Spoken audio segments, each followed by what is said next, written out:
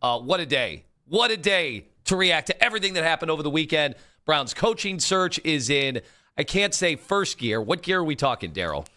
Second gear. Second gear? I don't even know my gears. We've advanced to round 2. Did you get a round 2 interview? I did not. I did not get a second interview. A little disappointed. I have been cut. I think I could have done a really, really good job. I couldn't do any worse. So, we're on to round 2. Jimmy Schwartz will talk to them today. And, so. David, I find it interesting that Kevin Stefanski got hired before the Browns hired their coach. No, because I kind of figured that absolutely was going to happen. He's such a terrible head coach. Thank God we ran that guy out of town. Arthur Blank is grilling steaks for him to seal the deal Saturday night.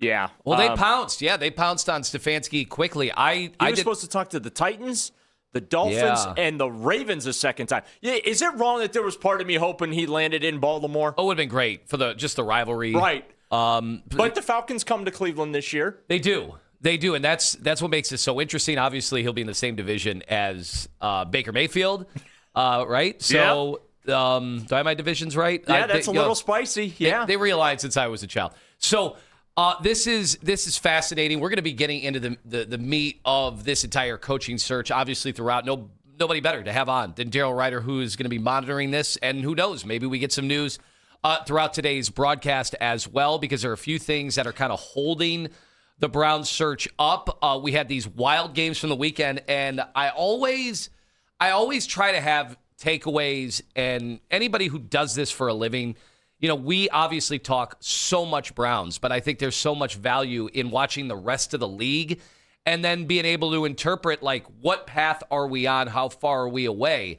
And the whole time we talk so much, and it's become the national conversation when it comes to the NFL, is quarterback. Who are the quarterbacks? Who's your quarterback? If you don't have an elite quarterback, what do you have? Then you need to have a dominant defense. Well, what are we left with for the final 4 teams? Who is the best quarterback right now of these 4 teams? Who would you say, Daryl? Drake May. And he was abysmal yesterday. I thought he was terrible. And they still put the boots to the Texans. I know. It also helped that the Texans were pretty awful.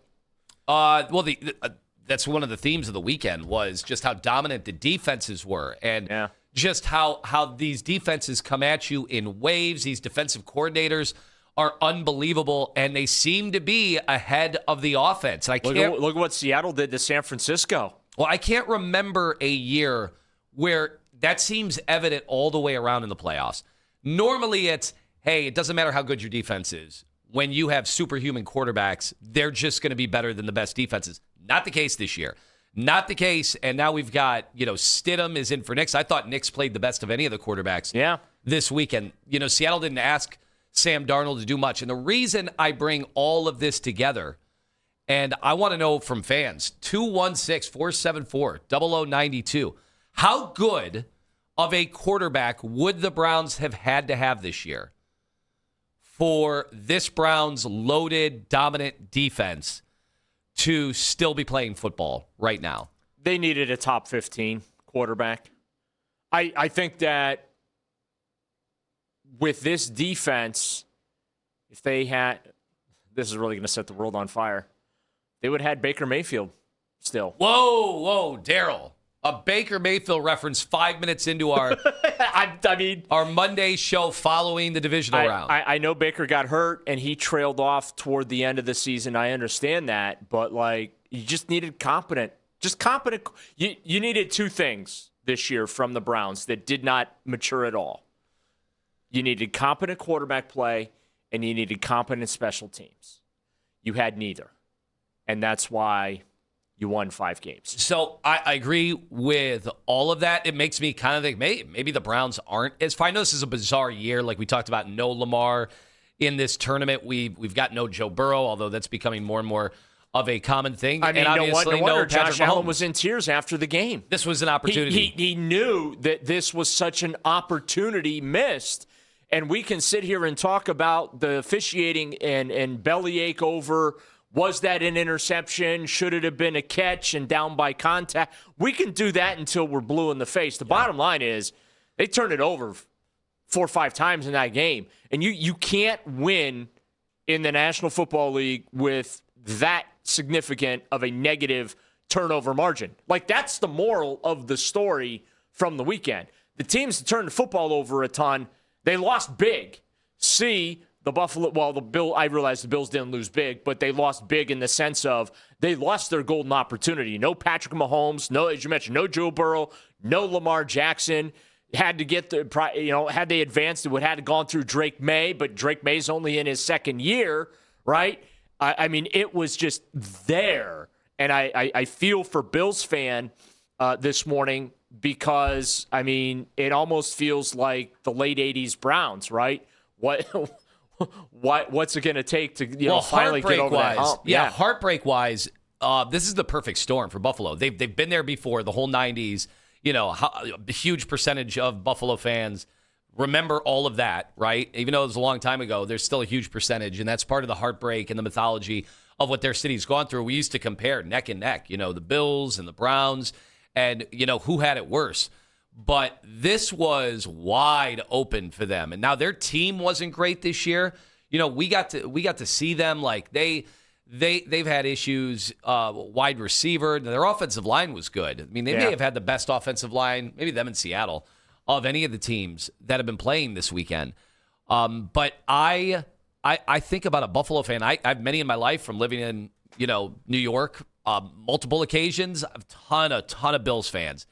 And I mean, the stuff I saw from them was scary. Like, you almost have to get a wellness check on them at this point because it is that downtrodden that they can't play. And they feel like they've been totally robbed by the officials. Yeah. And obviously, we'll get to officials. But I would just say stop fumbling fumbling the ball in the middle of the game. Well, and that's the other thing. The turnovers between the two divisional games, you had, 8 in that game, 6 in the other. You had 14 in the AFC. And so that, again, is how dominant the defenses were. And that's what brings me back to the question is, are the Browns not as far away as we potentially thought? And does what happened here in the playoffs, does it change Andrew Berry's perspective? Does it change Jimmy Haslam's perspective on what kind of quarterback they need to be on the market? We know there's going to be somebody competing with Shedeur Sanders this year. Who is that somebody? Is it just Deshaun Watson and they're just going to run that back with Dylan Gabriel in the room? I feel like watching these playoffs, they have to go get a veteran quarterback that can play instantly. Are you ready for the list? I just looked it up. Scheduled free agents this year: Russell Wilson. Nope. Joe Flacco. Nope. Tyrod Taylor. Nope. Jimmy Garoppolo. Nope. Trey Lance. Probably a no. We just haven't seen. Carson Wentz. No. Teddy Bridgewater. No. Gardner Minshew. I am a Gardner Minshew apologist. I bring him up all the time because he was thrust into an NFL starting role very early without any of those first-team reps, and he had a great for where he was. Was he undrafted or was he 6th round? Where he was, I compare Shedeur to him a lot. I know, obviously, marketability-wise. Want to see if Kenny Pickett can survive training camp? Ooh, could they reclaim Kenny Pickett? How about some Zach Wilson? Can I interest you in some Zach Wilson? No, you cannot. Did I say Mitchell Trubisky? No, and I wish you wouldn't have. Can I interest you in some Mitch? Keep going. No? Okay. How about Sam Howell? I didn't know he was in the league. I didn't know either. I think you're just producing names now to see if I can. I am. AI is a wonderful thing. How about I got a name. Tommy DeVito. Tommy DeVito. Syracuse's own Tommy DeVito. Isn't he the one with the rep, the agent that the looks former like New York Giants backup, right? Oh my God. Okay, so with all that, none of those which names. Italian diner in the local metropolis of Cleveland, Ohio, does Tommy DeVito, should he become a Browns quarterback, hook up with to be their spokesman? I think we'd have some fun come Columbus Day and the feast. So, Daryl, all those names, it's pretty much a collective no, which means you have to trade for either, Mac Jones? CJ Stroud? CJ was abysmal yesterday. He was. He was horrific. He also didn't have any receivers. I've given the Houston Texans enough first-round picks, but he's been a good trade partner in the past. They've been a great thought partner for the Cleveland Browns, and I think Andrew Berry should pick up a phone. And if it costs you number 26, okay, or 24, I should say, I might consider it. Well, so you say right now, I can't imagine Houston would bail on Stroud just like that. Or Anthony, I'm desperate at this point. You are desperate. I mean, and he doesn't have the baggage that Deshaun has. Now, he's due for an extension, right? He's due. That's the thing. Like we have all this money tied up. I know. The great John McClain posted on X last night about how, CJ Stroud is due that contract extension in the, potential, $60 million a year range or whatnot.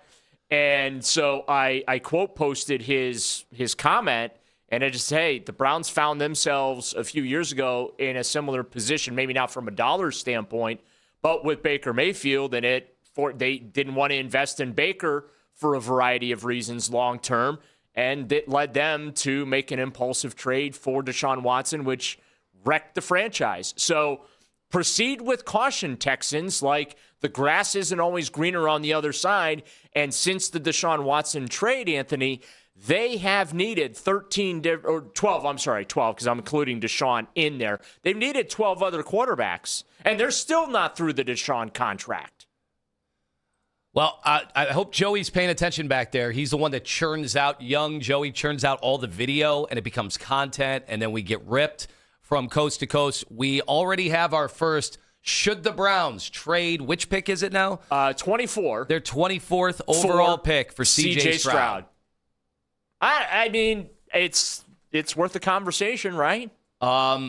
It's unfathomable how bad he's been really in both these playoff games. And, he lit us up. He lit up the Jim Schwartz defense a couple of years ago. That's why Joe Flacco was playing from behind and pressing, because they had a great game plan against us a couple of years ago. I was stunned what Stroud was able to do as a rookie, but he has not gotten better. This is one of the things, I think one of the biggest myths perpetuated today in sports is that we assume guys get better, year to year on this linear track where it just ascends over time. And we have so many examples of the sophomore slump in the NFL. And then in this case, this is year 3. Yeah, well, CJ's got one more year, 2026, plus the team option for 2027.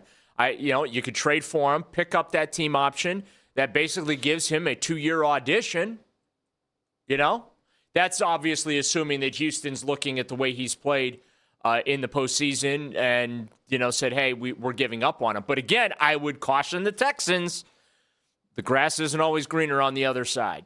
Yeah, I was thinking Jaden Daniels took a step back in year 2. I mean, I had a list a few years ago of all these QBs, and that's why when people say, well, Shedor's going to get reps and he's going to come in with a different mindset and he's going to be the guy, even though I think he has to compete. I mean, there's no way you can just gift him the starting job next year. And I think they're not going to. I don't think so. But what are the options right now? Malik Willis is another name that I bring up. And so I keep watching those games yesterday and looking at the quarterback play, and I'm like, man, CJ Stroud, I think by the advanced metrics was 12 or 13 by most. And he was top 15 in the league this year. But he does not look today like an answer. Like he almost needs to be unplugged and reloaded, reanimated, and go back to the drawing board. Maybe a change of scenery will do him good.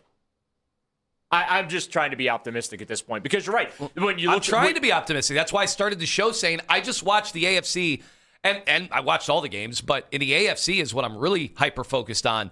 And our defense fits right in with what I saw, and they could be even better than what I saw yesterday and Saturday and last week. And what kind of quarterback would you like? All they need is a competent offense that can keep them off the field a little bit longer, and also, too, isn't constantly putting them back on the field with a short field to defend, right? Because you look at this past season for the Browns, and you, myself, and Ken, we would go back and forth all throughout the season. just about, this defense and whether or not it was overrated and whatnot. And a lot of the issue was they kept getting put on the field with not a lot of real estate to defend. And so if you just have a little competency, the competent special teams that isn't giving you terrible field position all the time as well, I think that drastically improves your chances of winning. And also, too, these games in which that they were blown out, there were 5 or 6 this year where the Browns were blown out by multiple scores. Like, I think that becomes a lot more competitive as well. They can find an offense, which is quarterback, offensive line, and just take an absolute blowtorch to that wide receiver room and build it, from the ground up again. If they can find a way to do all that this offseason, then Andrew Berry's going to be executive of the year material, and he's going to get a contract extension. Don't let him hire a third. Okay, it coach. sounds like then you disagree with kind of my overarching thesis here that by watching what I watched over the weekend, I actually think we're not as far away with being able to be on the same football field as some of these teams. Defensively, no, but offensively, Anthony, this thing is a complete rebuild. You have I talked about this yesterday with Coach Riz on my show. You basically have offensively Harold Fannin Jr., Dylan Sampson, and Quinshon Judkins. That's coming off an injury. Yeah. Coming off an injury. That's about it. Okay, so that's a lot of work that Andrew Berry has to do in one off season. I'm trying to be fair to Andrew because there's only so many holes you can fill in an off season, and I don't have the expectation that he's going to completely rebuild this thing in time for them to become a playoff contender next year. I'm telling you, though, we talk so much about the offensive line, and you're right, the total overhaul that I think we are in the middle of, because I kind of think GM got caught with his pants down over the last few years, not being able to start to facilitate turnover on that offensive line. And he is still here, so he's going to get another crack to try to do it, to chip away. But I did not see much in the way of good offensive line play anywhere this weekend except maybe Seattle. 216-474-0092. So I want to get your thoughts. Fans of Cleveland on this MLK Day. If you're at home, if you're watching us on YouTube Live, we appreciate each and every one of you, no matter where you are in this country, in this world. If you're watching us today, how far away are the Browns after seeing this weekend? I made the point, I think they might have just needed an average quarterback to get them to this round of the NFL playoffs.